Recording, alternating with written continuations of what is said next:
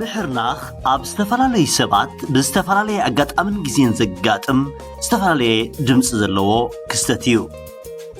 ናይ ገለ ሰባት ኣዝዩ ዝርብሽ ክኸውን እንከሎ ብተዛማዲ ናይ ገለ ደሓን ዝኾነ ድምፂ የስምዕ።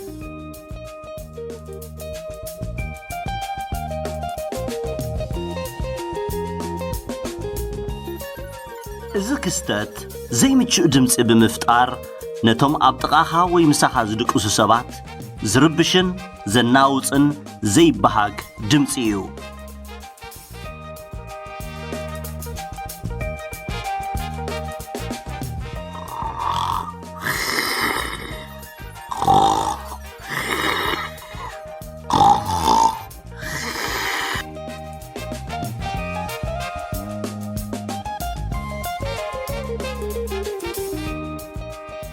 ዝኾነ ሰብ ትሕርንኽ ኢኻ ኢልካዮ ኣይኣምነካን። ኣነ ኣይሕርንኽን እየ ኣያመልሱ። ምኽንያቱ እቲ ሰብ ምስ ደቀሰ ሃልዋቱ መሰጥፈ ስለ ዝፍጽሞ ዘይፍቶ ኣጋጣሚ ወይ ክስተት ስለ ዝኸውን እውን ክኸውን ይኽእል። ምሳኻ ወይ ኣብ ጥቓኻ ዝድቅስ ሰብ ክነግረካ እንከሎ ኣሚንካ ፍታሕ ምንዳዩ እቲ ዝበለጸ ኣማራጺ እዩ።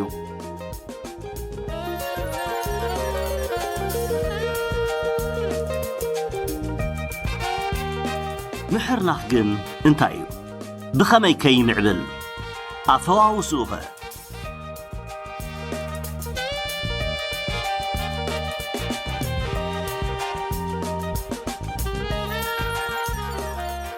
ምሕርናኽ ዘይልሙድ ድምፂ ኮይኑ መስመራት ወይ ሻምብቆታት ኣየር ምስ ዝዕጾ ወይ ስሩዕ ምትሕልላፍ ኣየር ካብ ስርሑ ምስ ዝተዓናቐፍ ዝፍጠር ድምፂ እዩ። እዚ ማለት እቲ ሰብ እቲ ንቡር ኣገባብ ምስትንፋስ ብዝኾነ ምኽንያት ይሕረሞ ወይ ክሰናኸል እንከሎ ከም ሳዕቤኑ ዘይንቡርን ዘይፍትውን ድምፂ ይገብር።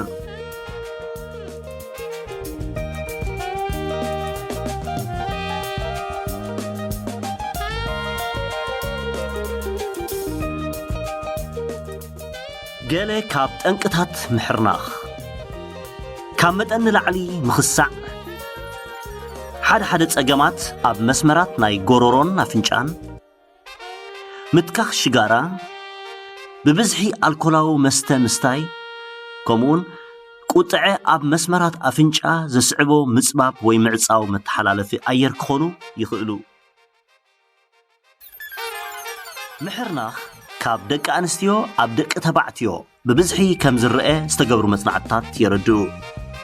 ሓደ ጽሑፋት ከም ዝሕብርዎ እዚ ናይ ምሕርናኽ ጸገም ብዘይንቡር ምንቅስቓስ ናይ ነርቭታት ከም ወቕዕን ረኽሲ ናይ ሓንጎልን ከምኡውን ብሕዱር ናይ ምስትንፋስ ሕማማት እውን ክስዕብ ይኽእል።